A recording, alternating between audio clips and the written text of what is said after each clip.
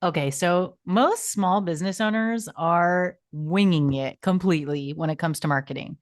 They post on social media and then they're doing some email marketing and they're SEOing, but it's all sort of like random and there's no process or method to the madness. It's just like whatever floats up today.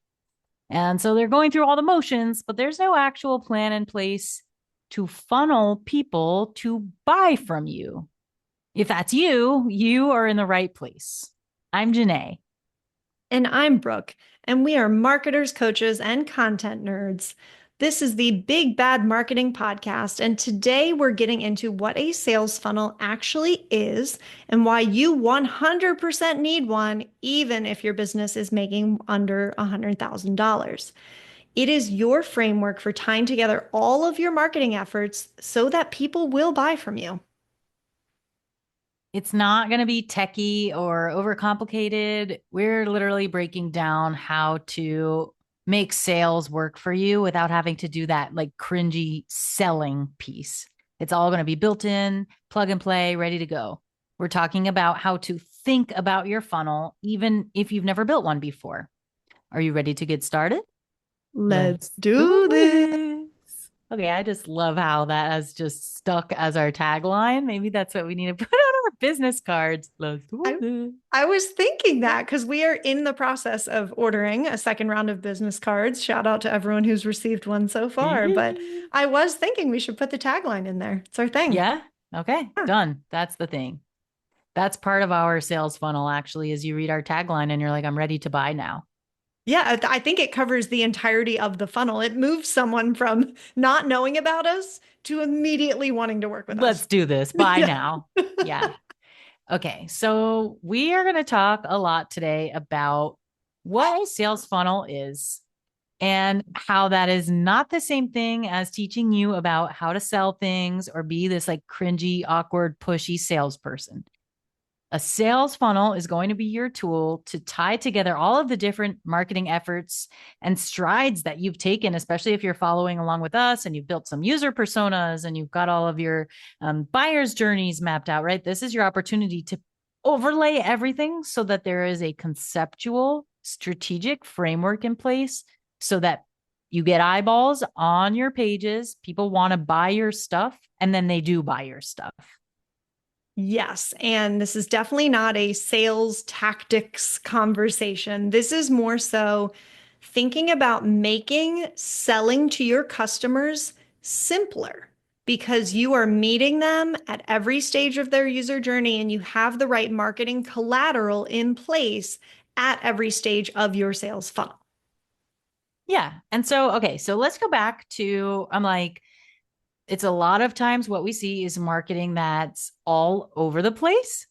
And someone was like, I'm going to do some big bad marketing. And they got on social media and they built out some nurture campaigns. And then they just started like clicking and clacking. And there was no through line.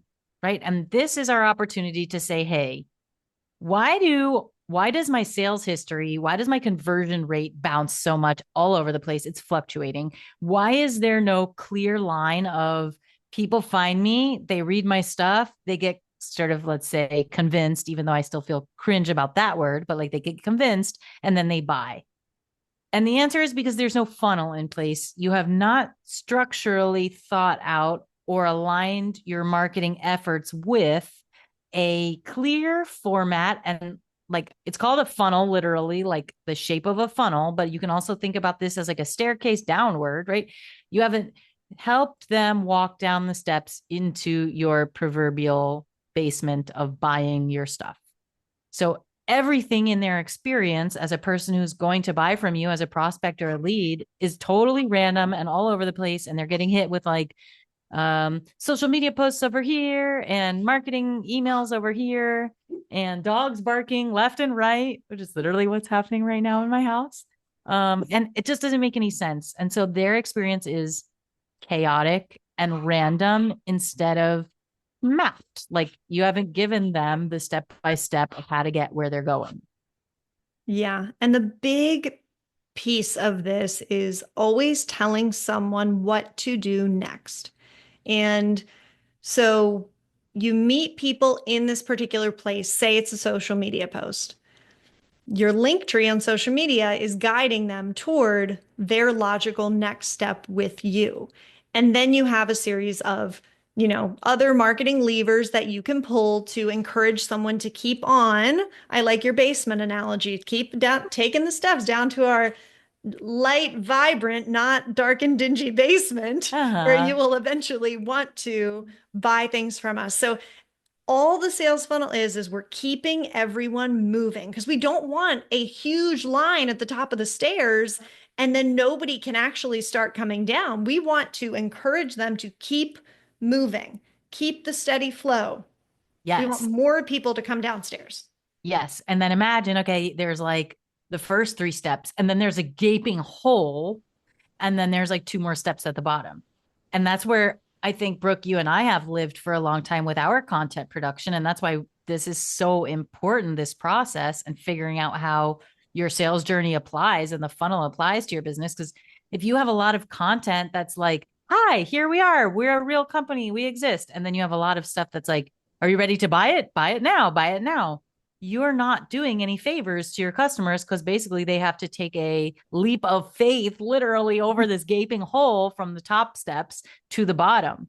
And so the point of this is like helping clarify that process by making it smooth, by answering questions, by meeting your prospects where they are, like demographically, sure, but psychographically, like what are the pains and emotions that they're feeling as they're getting to know you and your products? What's going to help them feel more confident and build trust in what you're offering to help make those steps downward nice and easy and streamlined and like succinct. And there's no big, squeaky steps or like patchy holes where they're like, this doesn't make any sense. And I'm going to go find someone else to buy it from. Yeah. And so something that we've gotten stuck in ourselves, and I think is incredibly common for small business owners, is focusing only on the people standing at the top of the stairs and saying, I need more leads, when what you really need is more business. So even if you are in that place of, I just need more people to see the thing that I'm doing, we would encourage you to just take 10 minutes and step through the things that we're about to talk about. And we're going to do an episode all about actually building your funnel and mapping content. So that's going to be the next one after this. This one is more just to get you comfortable with the idea of a sales funnel. But take the time to just use this as a thought exercise, as a framework, and consider, okay, if tomorrow there were 50 people at the top of your staircase, is there enough content to bridge that journey for them and to get them downstairs? Or are you just then going to have a problem where they're all standing up there? And Janae, to your point, the stairs They're are going all to fall creaky in or a missing, hole. and they're going to, yeah, fall headfirst down a flight of stairs. Sounds Yeah. enjoyable. Yeah. Okay. It's like, as you're saying that, it's got me thinking of like a store where you hire a bunch of people to stand behind the register. So that's the bottom of the funnel, right? They're going to like close the deal and sell. And you hire a bunch of people to stand outside and be like, come on, come all, our doors are open. So they're getting people in, but inside there's nothing. So you just have a room now filled with people who are like, okay. And they're looking around like, what do I do now? And so that's this phase where we're seeing a lot of people wind up, and maybe that's you, is like you've got a lot of top of funnel content, interest, awareness, exposing people to your stuff, and you've got a lot of like CTAs, close the deal stuff, and nothing in the middle. And sort of wherever you are on building out your sales funnel and your buyer's journey, some of the things you might be dealing with are like getting DMs to your social media pages, but then you don't really know what to say to the person who DMs you, or people set up a discovery call with you, for example, and then you just never hear from them, even after you followed up, right? Like they're just ghosting you. Or this is my favorite because we've gone through this, is like we're launching a product, we're launching a service, and then nobody buys it. Like how many times we've just had crickets. We're like, here's our newest release, and then nothing happens. So if those are sort of symptoms or experiences you're having, it's not that you have a lead generation problem necessarily or a sales problem. It's a funnel problem. It means that there's no strategy or formula in place that helps map people to get them down those stairs. So basically what that means is people find you, but they don't convert into customers. They don't give you money. You constantly find yourself trying to sell to brand new, cold, exposed people who just found out about who you are, which is just, as far as sales is concerned, like that's not necessarily a good process because they don't have any trust for you. So why would they give you money? Or you're guessing what to say. You have no idea what to tell anyone who comes in contact with your brand. Yeah. So, Janae, talk us through the stages of a sales funnel. And I know for different brands, especially ones that are really well established, this can get very complex with a lot of different stages. So, break it down into its simplest parts for us. Okay, so at its core, maybe this is a hot take. Maybe this is my, what's that called when you have like a unpopular opinion? I have no unpopular opinions because They're all everyone popular. Everybody loves loves you. everyone loves everything I say, actually. Except for you, Brooke. You're the only person who usually tells me I respectfully disagree. Someone has Everyone to. else is just like, you're right, Janae.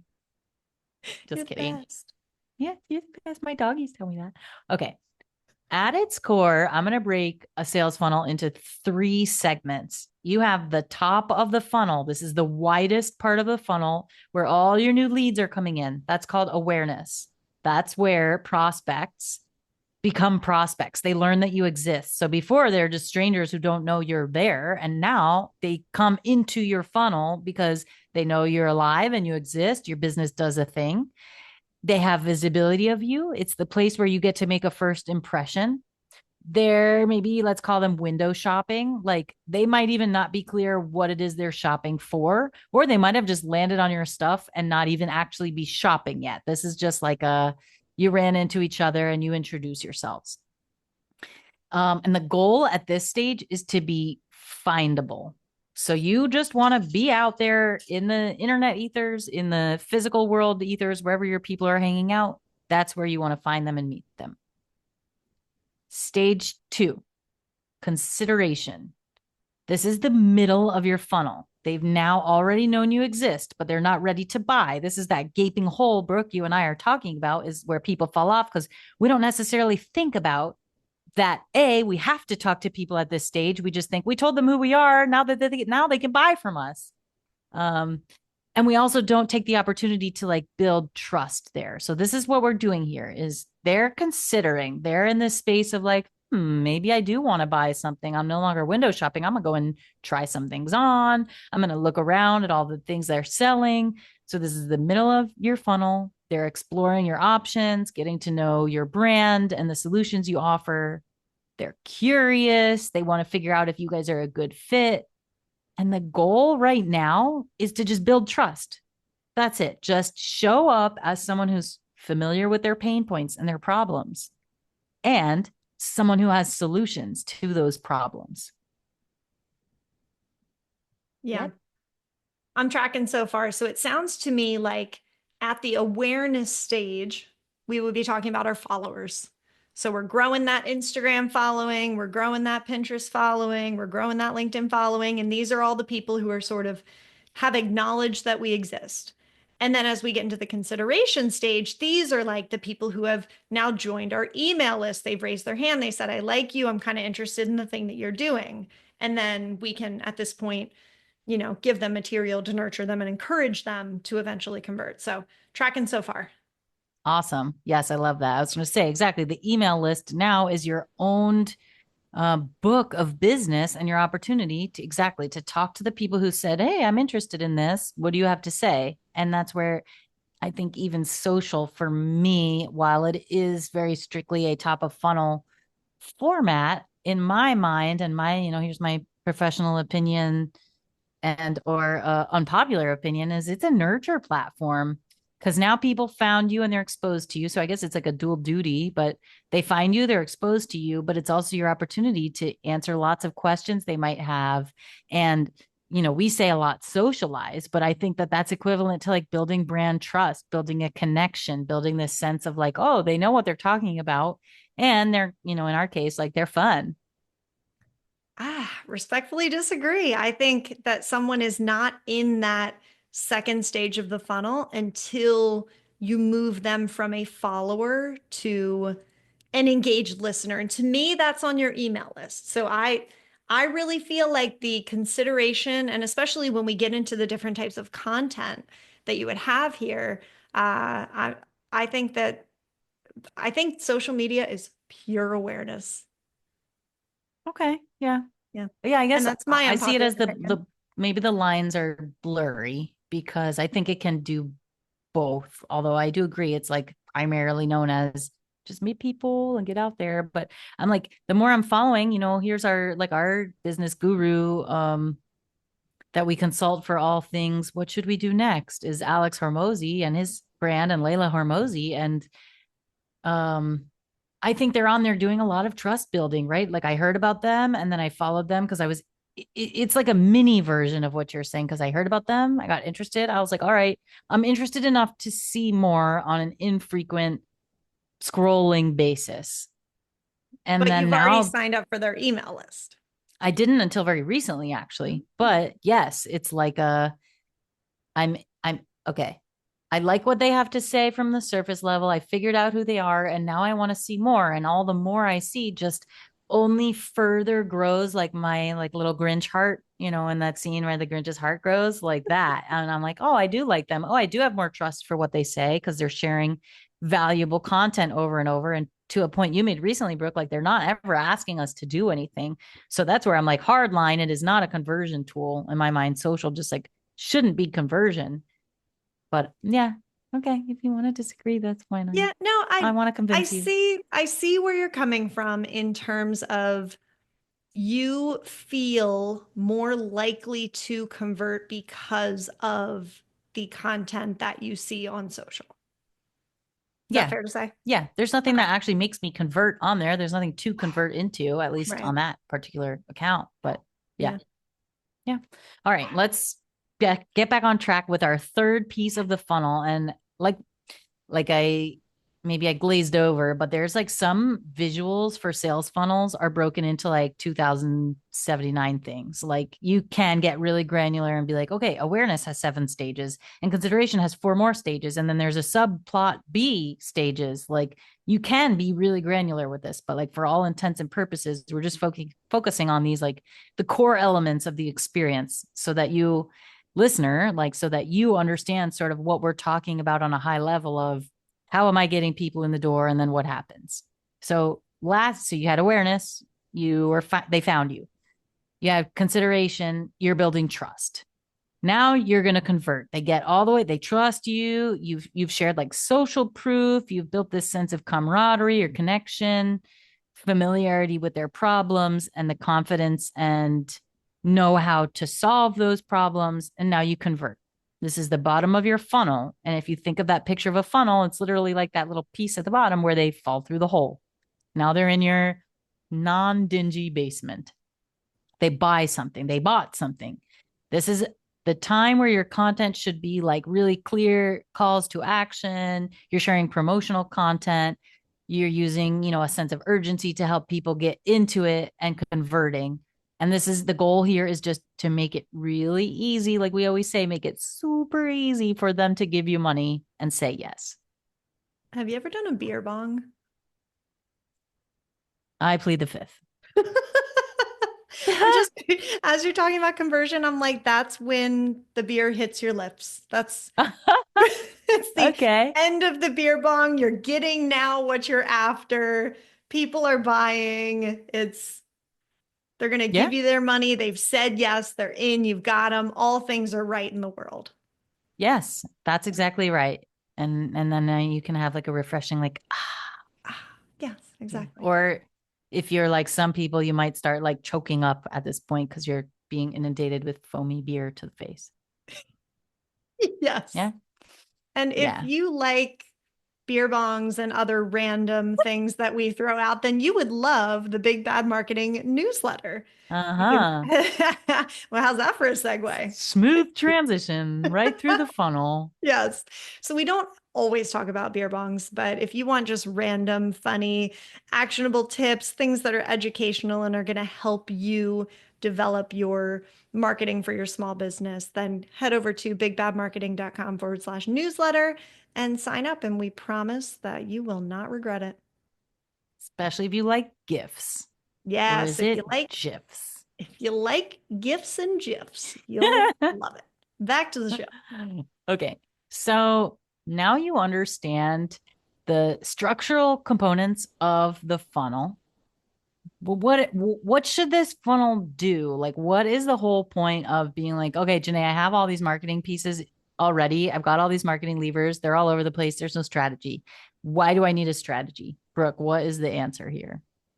Yeah, so there's a couple different things your funnel should do. One of the most important things is to funnel people out that you are not a fit for, right? So the top of your funnel is very big.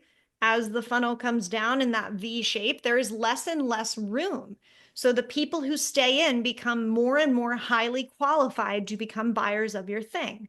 So the one of the big purposes of this funnel is to qualify those people, keep them moving if it makes sense, answer their questions, keep guiding them lower while sort of repelling anyone that is not for you.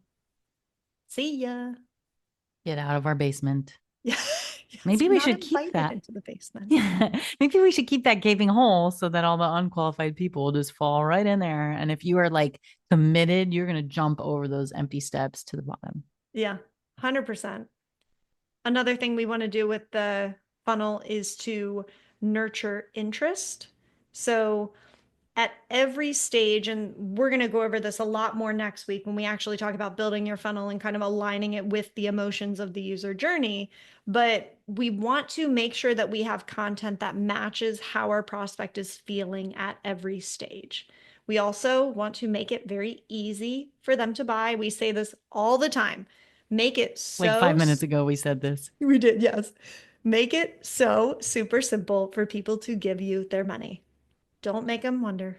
Do you have like, give me your three quick tips on making it simple to give you money? Like, what do we mean when we say that? Because I'm like, that sounds straightforward, but also like people are like, okay, how do I make that easy? Because I'm trying to make it easy and nobody's buying my stuff. Yeah. So make sure that it is very clear how to pay you for the thing. So if you are a service-based business that is very new and you are only accepting Venmo and PayPal, make sure that on your sales page you say, I only accept Venmo and PayPal so that people know if I want to pay you for this thing, I'm going to have to get Venmo and PayPal because I've been living under a rock. Otherwise, you probably I've already been have living in a these basement. services. Yeah, exactly. And then make it very obvious from other pages on your website where someone can go to buy and make it super clear how much your thing costs and what's included. Make it very obvious at every stage and then give people those options. If you can accept credit cards and you can embed a, pay link in your page, amazing. If you have to link to another service, make it easy and test it yourself. Make sure that you can Yes, actually go through it. love. That was like 10 tips, and that was awesome. And I Okay. want to ask you, should you ask people to like write a paragraph about something before you ask them to give you money? No. Should you ask them to like upload samples before you get their credit card information and get their money? I like to use Etsy as sort of a best practices thing for this. So, have you ever bought a customized gift on Etsy? 100%. Yes. So, what they have you do on Etsy is they make you do the basics. Like, say I want this custom dog blanket, and I want the one that's the 3x5 with the green background. I need to fill in those parameters first to make sure that the thing is in stock, but they don't ask me any more requirements. And they say, just message the person with, the pictures or whatever you want after you pay for it. So you buy Give us it. your money. Yes, give us your money. We just want to make sure that the thing is in stock so that we can guarantee we're going to give it to you. So it's like, put parameters in place so that you can guarantee the service to someone. But aside from that, ask them anything else after they already buy. Yes, I always reference this flight purchase one, but they used to make me, when I would buy international flights, put my passport number in before I could buy the ticket. And I recently noticed that they removed that obstacle because you know what would happen all the time is I'd log in to buy it. I didn't have my passport on me, and I did eventually memorize my passport number for exactly that Pretty reason. impressive. But yes, thank you. And then I got a new passport with a new number, so waste of time. But the point is, overall the airline industry realized this hang up made them lose a bunch of purchases because I'd be like, I don't have that on me. And then I would close the app and then I would remember it 2 days later and I'd find a different flight and I'd buy that flight instead. So they were like, F that, just get the basic information and their money. And so now if I challenge you all to go test this. If you try to buy an international flight, they're just going to ask you for your name, your email address, and your credit card information. That's it. Then, days or weeks before the flight, they're like, okay, it's time to fill out your passport number. Like they Oh, still yeah. need the information. They've just made it easier for the barrier of entry for them to get your money go away. Oh, yeah. I had this Yeah. experience a couple months ago and I thought of you. I Oh, was booking good. Yes. international flights and I was like, they did not ask me for my passport number. And it's so funny because we keep it in the safe and I would have had to go to code to the safe, the whole deal. And I It would have probably been enough for would. you probably not to buy that Yeah. flight. Yeah. Not in that Exactly. moment, anyways. Yeah. Yeah. Yeah. Yeah. Wild. I feel like this is a space of advocacy that I need to stand in. I get like real cringy about taking a stance on hot button items because I'm just like, I'm not going to argue with other people about stuff. I'm not going to convince them of anything. So I'm just going to like have my opinion over here. This is one, as well as another one I realized the other day I had, which is so random, but there's like a texture thing about this drink. And I was just like, no, I have a strong opinion about this. This drink is sucks. And then I was like, oh no, people are going to be mad that I think this drink sucks. But I was like, this one's okay. And this is another one. I feel really strongly that you should remove all of the barriers from getting people's money and make it simple. In fact, I'm going to agree to disagree with you, respectfully disagree. Like, I think you should not even go as far as setting up these inventory protocols. Just sell the thing and then later you can be like, sorry, we're out. We'll refund your No, money. no, No, too far. respectfully disagree. Too That's far. insane. That's a bad user experience. Don't do that.